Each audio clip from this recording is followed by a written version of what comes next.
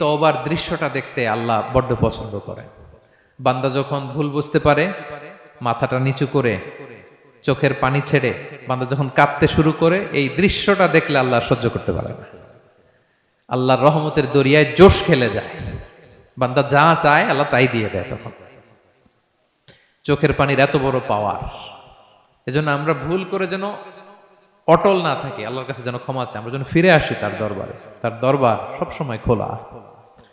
এবং তিনি এই তওবার বা ফিরে আসার দৃশ্যটা দেখতে কত পছন্দ করেন শোনেন। রাসূল সাল্লাল্লাহু আলাইহি ওয়াসাল্লাম বলেন, ওয়াল্লাযী নাফসি বিয়াদি, তার শপথ যার হাতে আমার আত্মা, লাউলাম তুযনিবু, তোমরা যদি ভুল না করতে, লা যাহাবাল্লাহু বিকুম, আল্লাহ তোমাদেরকে ধ্বংস করে দিতেন। ওয়ালা জাআ বিকওমিন, আল্লাহ এমন এক জাতি তৈরি করতেন, ইউযনিবুন, ওরা খালি ভুল করত, ফায়াস্তাগফিরুন, আর ক্ষমা চাইতো, ফায়াগফিরুল্লাহু লাহুম, আর আল্লাহ তাদের ক্ষমা করতেন।